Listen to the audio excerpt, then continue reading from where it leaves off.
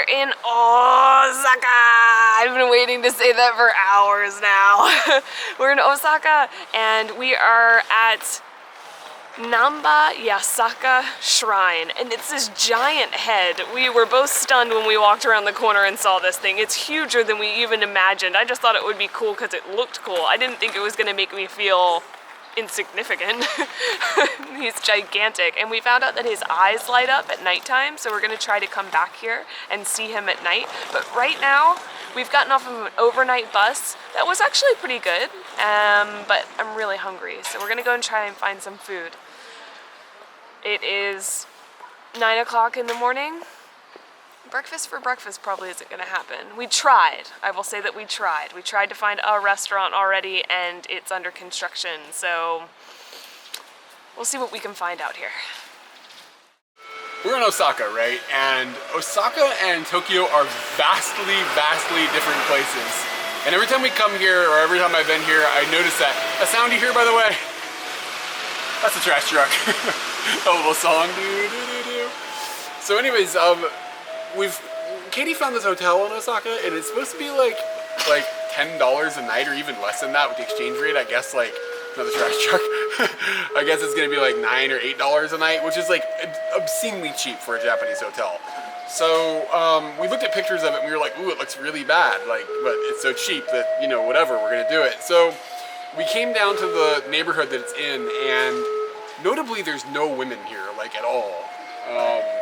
And there's tons and tons of old dudes who are drinking, like just standing out on the streets. And it's like, you know, not even 10 a.m. yet. And a majority of them, I would say, are homeless just by appearance. And there is some sort of like, there's so much going on, I'm having trouble like even talking. There's some sort of, like a city hospital type thing, like a public hospital, like up the street, and there were a ton of old dudes standing around it with like 1 cup sake, just like drinking them. Really, really bizarre what's going on. And Katie went and got some breakfast, and she'll talk about that in a minute, and I'm gonna get breakfast too, and we saw this is interesting. This is a vending machine with ramen in it. So I'm gonna get a miso ramen out of this guy. And it says 150 yen, which is like a good percentage of what we're paying for our hotel tonight.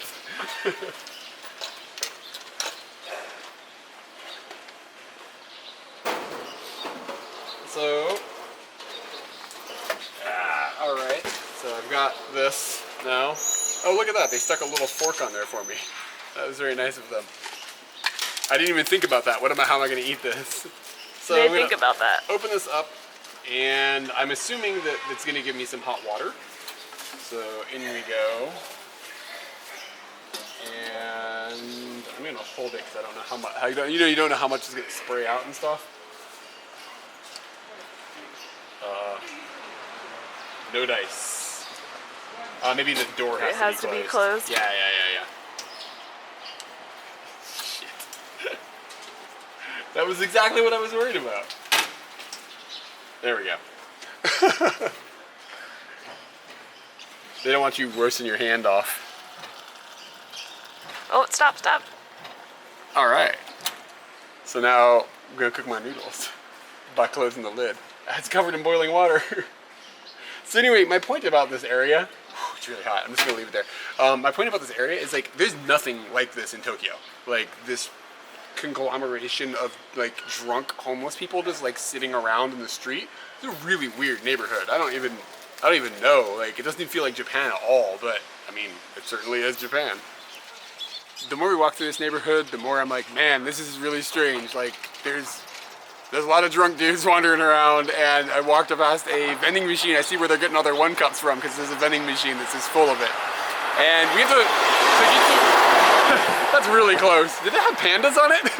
It did. I think I had pandas. It was definitely pandas. Yeah, there's a zoo somewhere around here, I guess. Anyway, so to get there, we have to walk under this bridge, and it says it's 1.52 meters, and I'm 2 meters. So, like, if I stood under there and the panda mobile went by, I think that would probably rattle my brains out of my head. Yeah.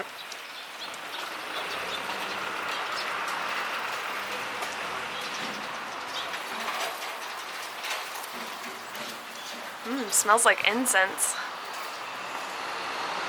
Did you make it? Yeah. Did I get that haircut?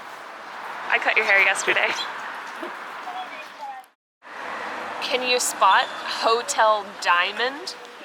Does anything look like a hotel that's just encrusted with diamonds? It's this thing right here. I think I'm pointing at the right one. With the micro windows that looks like a prison. Yes. We've come here and I've decided I'm just gonna stand out and marvel at it for a while and eat my oden, and then we'll go inside and find out what's going on. Yeah, could be regretting this this booking, but could also be thinking it's amazing. But it's time to eat.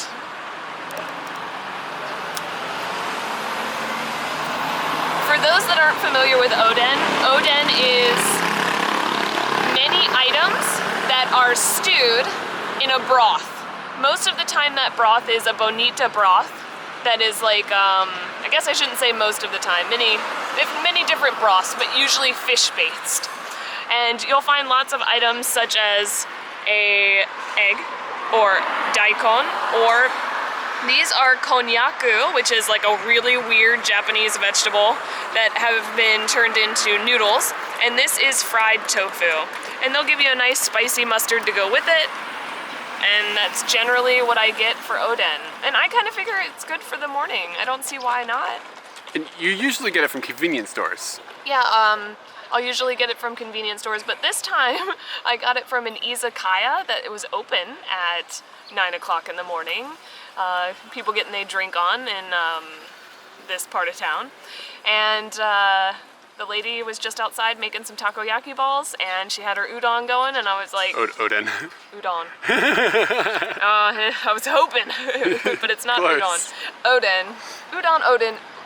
Okay, try and do it fast. You can't do it. It's really hard. Yeah, so she just had this a brewing, and I like it. I'm gonna eat it. I hope I don't die. We're inside the diamond now, and we were greeted by a pooch, and found out that I did not get the monies right on the room. It turns out that the 1,100 yen charge was for a single room for one person. And even though I had typed in 2 people into booking.com, it only booked the one room.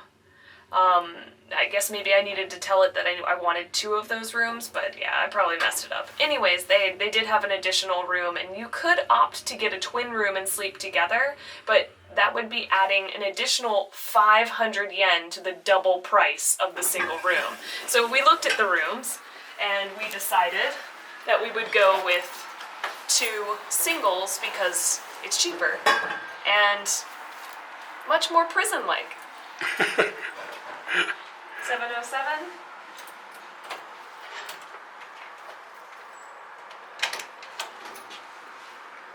Are you ready? I think like 85% of people are gonna go, nah, show 'em. That's the whole thing. It smells like cat food. It's not, it does. It's not exactly a capsule hotel, but it's as close as... Yeah, it's not a lot more than a capsule hotel. And you're supposed to take your shoes off before you go in here, so I'm guessing you just leave them outside. I don't know, like there's not really a place that's for that, but like if you look at this floor, like I don't really want to touch this floor with anything but my shoes, and I'm not so sure about that one. That one looks better. Yeah. Yeah. There's a TV. And it's still cheap. For both of us to stay here, it's 2,200 yen, which is like 20 bucks. Yeah, so for both of us to stay here. It's ridiculously cheap still in the scheme of hotels, especially in Osaka. And we're gonna be here for 3 nights, and it's cheaper to stay here for 3 nights than in a lot of hotels you stay in for 1 night. So like, it's like super, super unbelievably cheap. And the lady was just really, really nice. Like, she showed us a couple of rooms and was very pleasant, and like, she's like, oh, you must be tall, or you're tall, your parents must be tall, and like the normal type of like normal conversations. I don't know. I kind of expected like kind of like an aggressive type of demeanor, but she was just normal Japanese sweetness. I don't know if we made this clear or not, but Katie is staying in 707 and I'm staying in 708, right next door. So we're actually staying in separate rooms. And what are you in for? what am I in for? I don't know. I'm pretty heinous if I'm stuck here.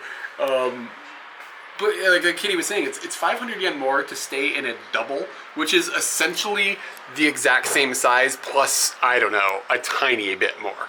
in the same. It was misshapen, so I'd say they took a cut out of the room. Yeah. So I'm not sure why you would spend more to have a double, because maybe it's because of prostitution and they just know people will plunk down a little more change, but yeah, maybe that's what's going on. But I mean, if you're bringing I don't know, man, like if you're getting a hooker, like if you're spending money on that, you should go someplace a little bit nicer, I think. Have You're already spending money on the hooker. Some people aren't even going to pay for the room, dude. Ooh. Where? People buying hookers. They got no morals. They don't need walls. Where did it go? They got no morals. Why'd you give me your towel back? You just letting it roll? Yeah. So we're kind of exploring this little hotel now. It's like these really low sides.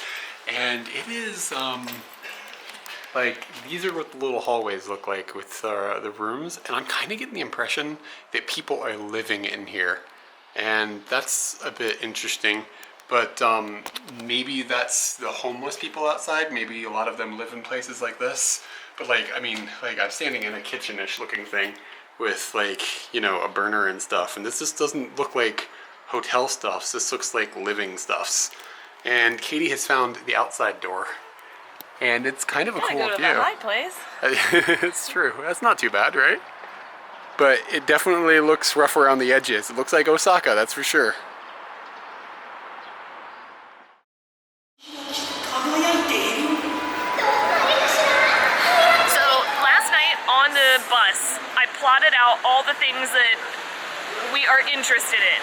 So I have a guidebook, and it basically means I go and I highlight all the things that I'm interested in. Once we finally got to our hotel and I figured out where we were, I put together our itinerary for today, which I am calling Mascots and Monstrosities. Things that have already gone into that would be, this morning we saw that gigantic face. That was a bit of a magical mascot monstrosity. That was just all together. And then we got to our hotel and that was definitely a monstrosity. Oh man, wow.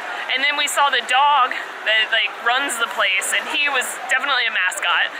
So now we're at a monstrosity, which is Harukas. And I don't think that's how they pronounce it in Japanese, but I'm gonna go with what's on the building right here. And this is one of their gigantic buildings that you can go and have like a view of the city.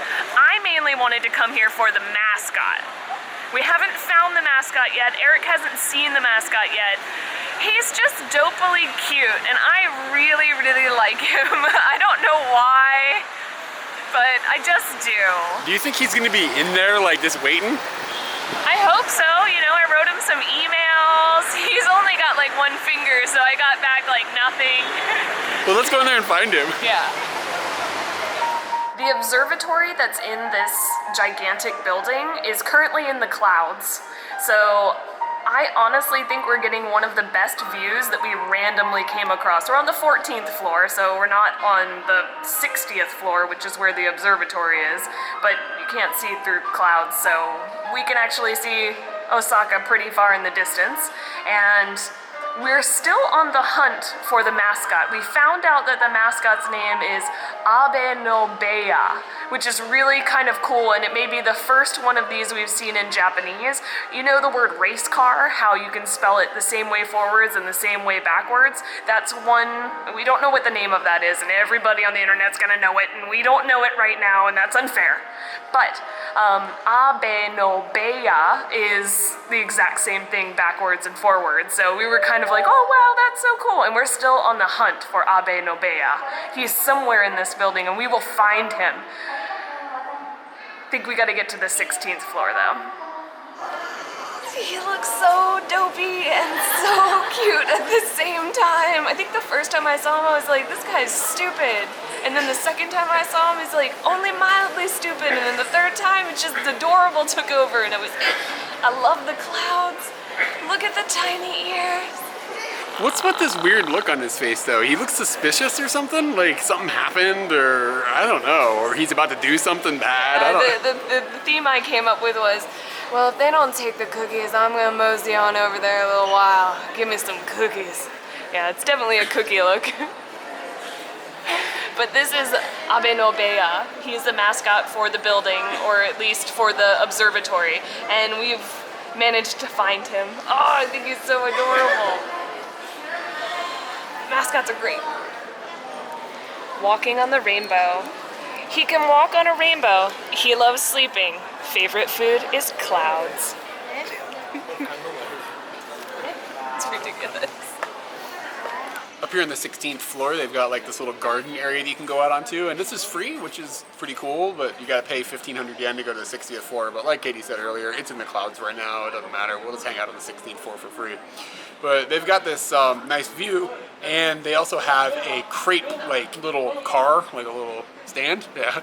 And usually I'm like, a crepe, it's okay sometimes, right? But I saw that they had one that has grilled marshmallows on top, and I couldn't resist. Something about like, you know, I asked for a spoon, and now I'm realizing you can't really use a spoon to get this in your mouth. I don't know. I don't know what to do. Okay, here we go. And there's grilled marshmallow, and it's also said it had fresh cream, but Katie said she saw them put other things in there. There's chocolate and nuts down at the bottom. Yeah. And lots of marshmallows in your mouth. Grilled marshmallows, why are they so good? Like that burnt flavor? Are they as good as clouds?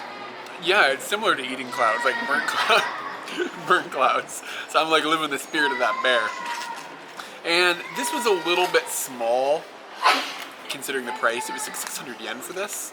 So I don't know, I think maybe I got gypped, but she used a blowtorch on it, so I mean, you gotta pay a little bit extra for that, right? Can you bring it closer to your face? We need to start doing that a little bit better. Okay. Ready? So when Katie said there was chocolate in this, I didn't see them make it. I thought I was gonna hit like, you know, Hershey's chocolate sauce or something like that. And what it is, it's actually cocoa powder.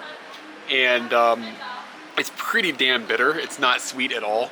Of course, the cream and stuff in there is sweet, but like kind of not good, honestly. Like the flavor is just bitter, and when you bite into it, it's like just powder, like like you feel like that, like like you just like huffed a bunch of sawdust or something. So I don't know. I think that I shouldn't have been tempted by those blowtorch marshmallows. I got kind of ended up with something I didn't like very much. Oh.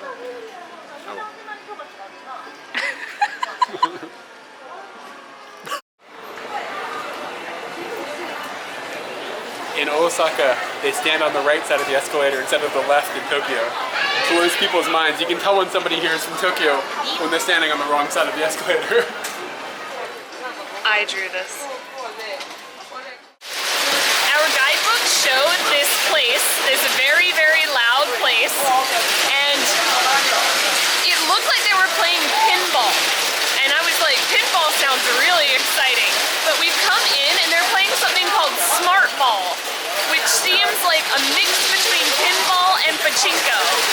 You still have the ability to control the ball a little bit with pressure, but you don't have the ability with the paddles at the bottom. And I'm gonna play, see how it goes, and hopefully everyone will understand when we're done. If not, who cares?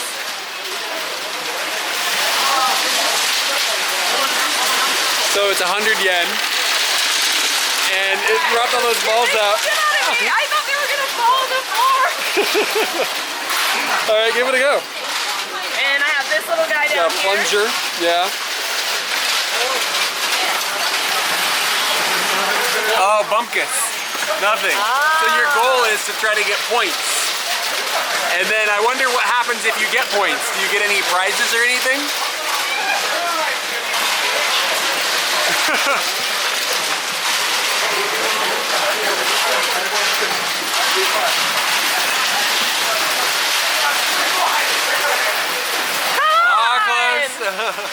So this is really more like pachinko than it is like pinball, because what you can do is you can take the balls and you can trade them in for prizes, like snacks and stuff like that. And then I wonder if it's like pachinko and you can go around the corner and trade your prizes in for money. I don't know if it works like that. This doesn't really have that vibe, but it does have a sign that says 18 and up, so it is kind of a gambling thing in a way.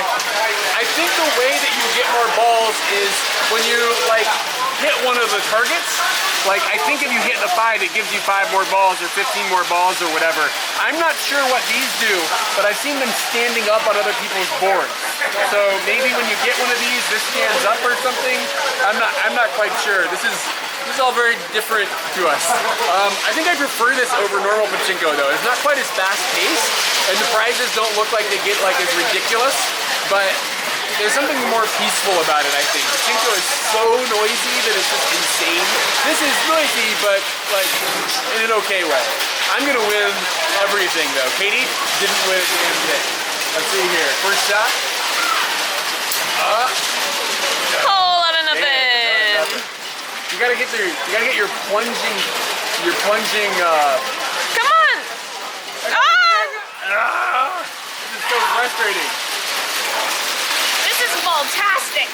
So you're really cranking away there.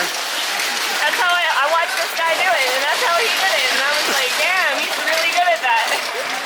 That was really cool. I like how like tactile and mechanical the whole thing is. Like when you go into the pachinko halls, it's so noisy and like all these computers and everything like just like flashing in your face. And I mean that has like its charm in a way, but this is so much more like old school and like I don't know, wholesome feeling. Like it's a wholesome way to just throw your money away, because that's really what you're doing. Like you put 100 yen in that thing and it gives you, I don't know, like 30 balls or something, and then you use them, and if you win, which I won a couple of times, it gives you more balls, and like all you do is want to just shoot them into the thing more. Like there's no chance I would ever stop and be like, okay, I'm gonna trade this in for some biscuits. Like the ball shooting is way more fun, because that's where I'm gonna find my joy. Two things about this new star place.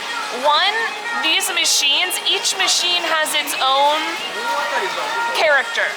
Some of the machines have holes, and then other parts of the machine, I don't even know how to explain, but they have a different layout, and each layout gives you different opportunities. And I found that the ones that have like the holes in them are way better. And then there's ones with trap doors and things are flying up and it gets crazy, and I really enjoyed that they all have their own personalities, and you go around trying to find the one you think is going to be the best machine, and I found mine. I was real happy with it, and then I lost everything. Anyways, another thing that's happening in here that's not happening in normal pachinko halls is that the people beside you are excited about what's going on your machine. Like I won 15 balls, and the guys next to me were like, "Super, that's awesome!" And that does not happen in pachinko. In pachinko, that's just where you go to not be with anyone. You just be by yourself. It's too noisy to communicate. Yeah, and in there, like you hear the craziness of the balls moving around, but you can feel the excitement of all the people around you as well, and that was really nice. So this area in Osaka that's actually like a pretty large neighborhood that's near this tower that they have in like, you know, every city in Japan, but this one looks a little different. This one doesn't look like an Eiffel Tower ripoff. This one looks like a other style, like more Japanese style tower. So around this area is like a lot of different types of like little restaurants that are kind of like bars, but they have something called kushikatsu, and that's like fried stuff on a stick. And it's really popular around this little neighborhood. So we're standing in a line right now to eat at one, and the reason we came here is because in Katie's guidebook they said they have a tomato one, and I thought that sounded kind of interesting, because usually when you get stuff like this, you're thinking it's gonna have meat on it and stuff. So I'm excited to try something that's like a little bit outside of the box. You might wonder like how we decide to go to certain places. There was like 8 kushikatsu places in our guidebook. I chose it because of that smile.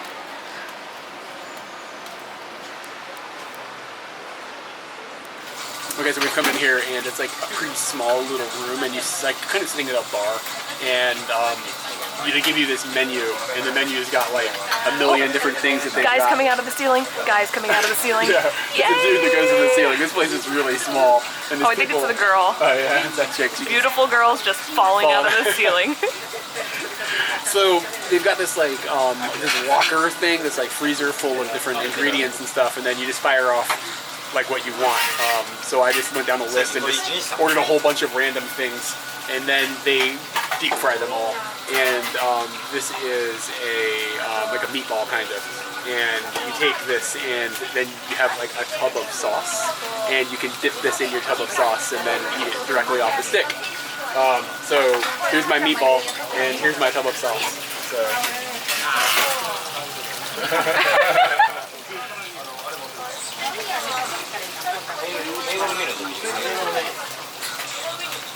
That's amazing. The sauce is like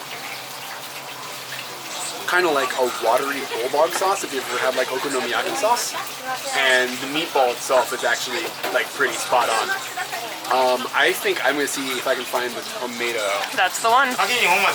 Don't eat both those tomatoes, dude. Okay, I'll only eat one, don't worry. But now that one doesn't have sauce. This is complicated. It is. That's dang good. That's really good. You just ate both tomatoes. I'm gonna do another one. Okay. The tomato is like molten lava though. It's like really, really hot. Awesome. Which one are you excited about trying? Shit, okay.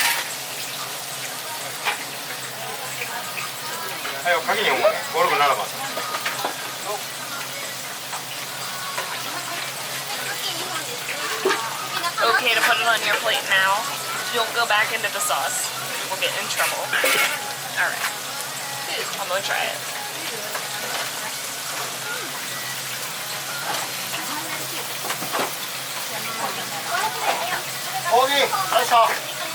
When they're mixed together, they taste a lot like ketchup. It's really strange. Like my brain just says, oh, you just ate a lot of ketchup. But none of that is tomato based or anything like that.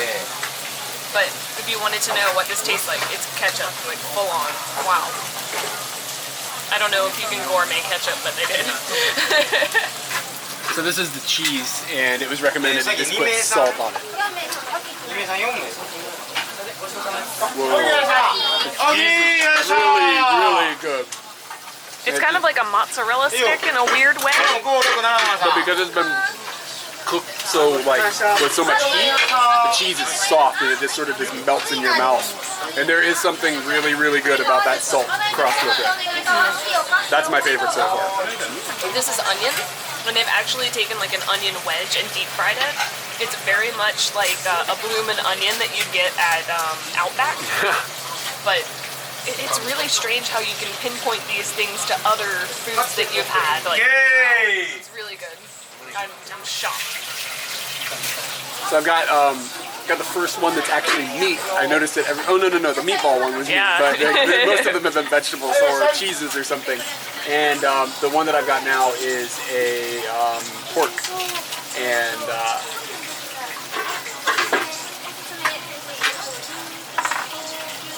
it's alright. Pretty good. It's not my favorite though, it's not the cheese. The cheese is on point. I don't know if I've ever stated, but tomatoes are my favorite food. And I've got the tomato now that I watched Eric engulf the entire thing. I must have my own. He said that it's quite hot on the inside, and Eric called it possibly like lava. And the guy said "Kyotsukete," which was basically like, be careful please. So I'm kind of worried, but I've got to have this tomato.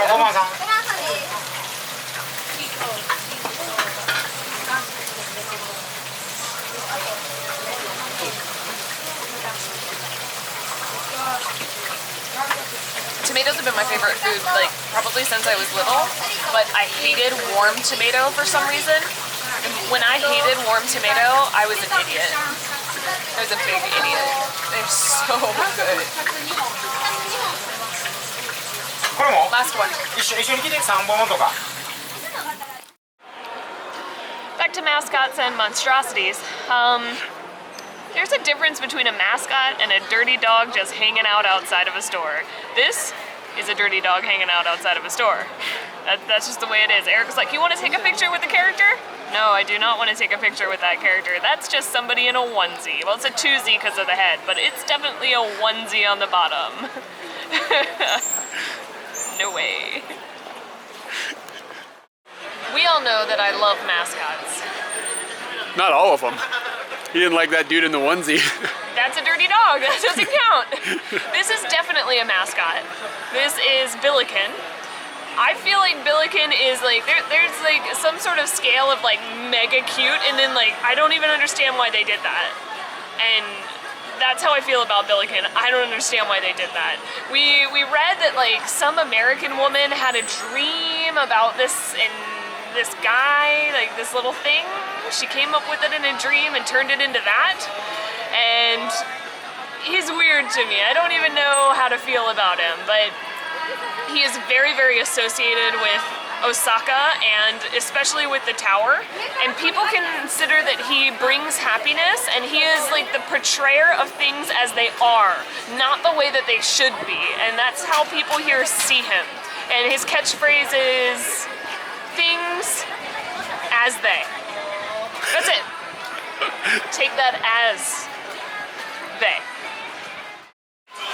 Eric had like a recollection that there was some sort of Akihabara-esque area here with like otaku shops and like specialty stores and stuff like that. So he looked it up. At the same time, I was like mapping our route to the next thing, and it ended up like right in the middle was where we should go to see like these specialty shops. And we've ended up at a place called Kidsland. Well, hold on, Super Kidzulando. And we're gonna go inside and play and look at some toys and enjoy them. Along this strip, there's also been lots of porno shops, and we went into a record store that was just playing doo-wop, and it was just kind of surreal, like being tossed back into American musical history, which was lovely. And the shop was really nice, so we spent a few minutes in there looking at some discs. We were just looking at discs. Any frisbees everywhere. But lots of different shops on this little road that have just otaku culture, people who really love the hobbies that they have. Akihabara is really great on Sundays because there's no traffic. They cut down the traffic and people can walk in the street here. There's traffic and people, it doesn't matter. It's actually quite dangerous. We've seen some cars go into some packs of people. You're not people cars, and people, you're not cars. These should not be mixing. I don't know why they are. Maybe they should shut off the street, I don't know. Someone's gonna get hurt. We've taken the subway one station, and I've never seen a use of fluorescent bulbs like this. It's pretty just astounding. I was like, wow, when I saw these like little, I don't even know, like I just call them fluorescent chandeliers. They've done very well with this station.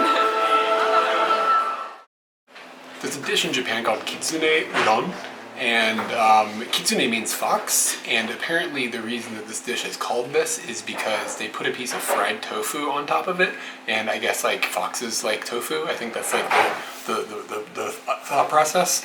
So in like 1896? 1893, this restaurant that we've come into was opened, and this is where kitsune udon was from. So we're eating it in its like home territory. So we've got this, and it was like 500 yen or something, so like $4.50. You can see the fried tofu on top, and then there's just udon noodles down here. And I'm going to give this a go, because I mean I've had this many times, but like I've never had it from, you know, from someplace that has been making it for over 100 years.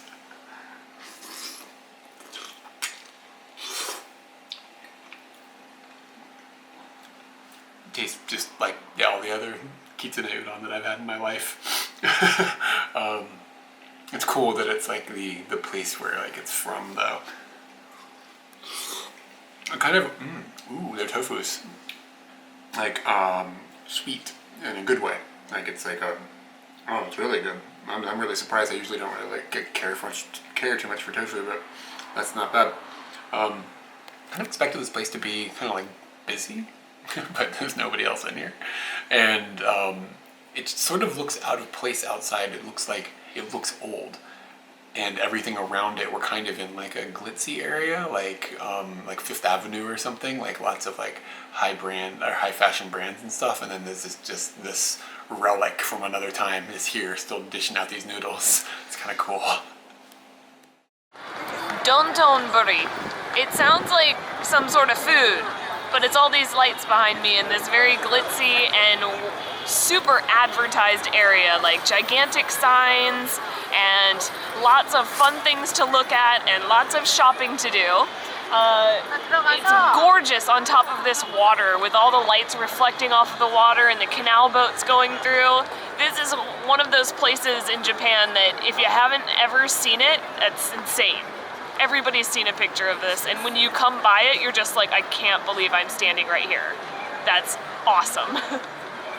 There's lots of lights around here, and while the Glico guy is the icon of the area, I'm sorry, he holds nothing to the Asahi sign. That is just amazing. It fills in yellow and then the foam comes down and it just makes you wish you were drinking that beer right now. But it's really cold outside and we're not going to do that. One of my favorite things about the Dotonbori, I think I got that right, area is the huge images that they have, like with all of the restaurants. So let's take a look at a few of them. Crab, family, cow, derpy dragon, angry man, happy man, sushi, blowfish, dead blowfish, gyoza, and octopus. Which is your favorite? Dead blowfish. Everybody loves a dead blowfish. I like the Derpy Dragon, man. Derpy Dragon's also a good contender. We've finally gotten out of the cold. I'm quite warm now. And in a recent video, Eric had said that he only goes to Starbucks once a year. You liar! We're not back for the Starbucks. We're honestly back for the nice view that you can see out the window. This is in the middle of Dotonbori, and Starbucks does a really, really good job of getting those front-facing shops that are at these crosswalks, like in Shibuya Crossing and here in Dotonbori. Like, you just can't resist to want to go and sit there and just watch people, watch the flow of humanity just moving along.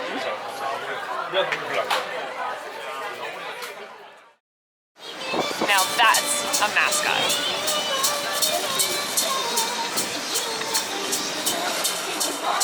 Get a hug.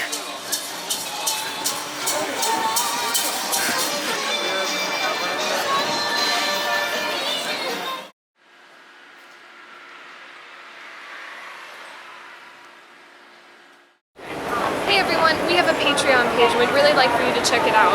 It'll allow you to contribute to us and make these crazy adventures we've been going on continue and get even better. So we'd really love for you to follow the link and learn more about Patreon and us. Go for it. Let's adventure.